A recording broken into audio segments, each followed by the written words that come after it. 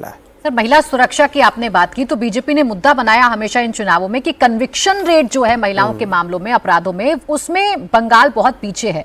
तो ये भी तो दत्ता सर कहीं ना कहीं चुनौती रहेगी बीजेपी सरकार के सामने कि महिलाओं के खिलाफ हो रहे अपराध में पकड़े गए अपराधियों को वक्त रहते सजा दिलाई जा सके। बिल्कुल, और कन्विक्शन रेट जो है वो बहुत बहुत कम है बंगाल के परिपक्ष में। और उसके साथ साथ मैं जानता हूं ऐसे बहुत सारे केसेस, महिला के साथ मॉलेस्टेशन हुआ या फिर बलात्कार हुआ, वो जब गए पुलिस स्टेशन पे अपना रिपोर्ट लिखवाने में, वहां के जो पुलिस पदाधिकारी है वो सीधा सीधा बोलता है कि बाँचते चाइश की ना, यानी कि जिंदा रहना चाहते हो या नहीं। और जहां पे घिनौनी अपराध हुआ है, ऐसे ऐसे सिंपल धारा लगा के ताकि जितने सारे कल्प्रिट्स हैं उन सबको तत्काल बेल मिल जाए। इस तरह के तो कहानी बंगाल के गांव-गांव में है।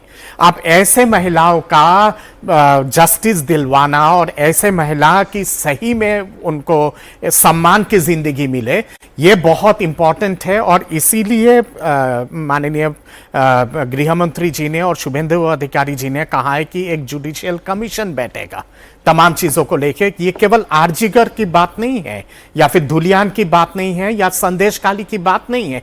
ग्रामीण बांग्ला में तो पता नहीं कितने सारे आरजीगर पहले भी कही थी, एक व्हाइट पेपर लाएंगे करप्शन पे और इस पे, क्योंकि वही मैं कह रहा हूं कि ग्रामीण बांग्ला में जिस तरह का अत्याचार हुआ है महिलाओं के ऊपर, अरे उन लोगों का बलात्कार करके आग जला के जिंदा दफना दिया गया है। ऐसे ऐसे चीजें तो है शीतलकुची के पास, कुछ बिहार पे या मालदा में, कितने सारे इलाके में, बोलपुर में। तो ये तमाम जितने सारे घटनाएं हैं वो तो सामने ही नहीं आया।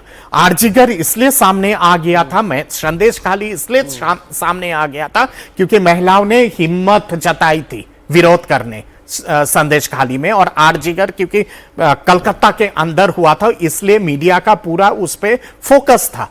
पर मैं कहता हूं कि घिनौना हादसा इस तरह का हुआ है। आर्चिकर के वक्त मैं खुद ग्राउंड पर थी, वहां जो स्टूडेंट्स हैं, खासकर जो फीमेल स्टूडेंट्स थी, उनके अंदर जो एक डर था, कैमरे पर नहीं आना, अपनी आप बीती नहीं बताना, इस बात का डर कि आज तो हमने बता दिया लेकिन चेहरा अगर दिख गया तो कल को गुंडे आएंगे और हमारे साथ कुछ भी हो सकता है। तो इस भय, इस डर को तो खत्म करना बहुत आवश्यक है। मैं परसों एक वीडियो देख रहा था सोशल मीडिया पे, ये 4 तारीख के विजय के बाद बंगाल में कलकत्ता शहर पे पार्क स्ट्रीट के आसपास की वीडियो है। वहां पे कुछ लड़कियां अपने एक हॉस्टल पे जय श्री राम बोल रही थी और दीदी परिवर्तन हलो, असल परिवर्तन हलो।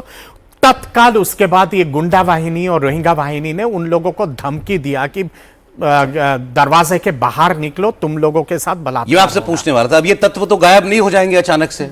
नहीं, अचानक से गायब नहीं और 40, और वैसे भी आप देखिए वोट में भी 40% वोट तो ममता बनर्जी को मिला है ना, मतलब उनका भी समर्थक वर्ग एक है। क्या आप आने वाले दिनों में बंगाल में और क्लैशेस इस किस्म की होते हुए देखते हैं? बिल्कुल होगा, इस तरह के क्लैशेस होगा। और इसीलिए मैं कहता हूं कि केंद्रीय सुरक्षा बल को कम से कम 6 महीना रहने की आवश्यकता है बंगाल में, अगर नियंत्रण पाना है। और दूसरी बात यहां पे ये है कि ये माइनॉरिटी के विरोध में भाजपा नरसंहार करवा रही है। इस तरह का रटा चीजें शुरू हो जाएगा 10-15 दिन के अंदर, जैसे ही आप इन लोगों की धरपकड़ करने की कोशिश करेंगे। पर मैं उन सब सेकुलर ब्रिगेड से एक सवाल पूछना चाहता हूं, जो लोग महिलाओं के साथ इस तरह का बर्बरतापूर्ण सलूक करता है, उनका क्या आरती उतारे क्या फूल चंदन के साथ, या फिर उनके ऊपर बुलडोजर चलाए? क्योंकि आपके प्रदेश में अगर चीजें होती है तब तो आप कठोर कानून अपनाते हो, पर बीजेपी रूल प्रदेश में अगर ऐसे कठोर चीजें अगर उठाए जाए तो फिर माइनॉरिटी के विरोध में बहुत सारे विमर्श के मुद्दे हैं, नैरेटिव के मुद्दे हैं, वो उनका जवाब पॉलिटिकली दिया जाए, ग्राउंड पर कानून को अपना काम कर रहा है वो करेगा।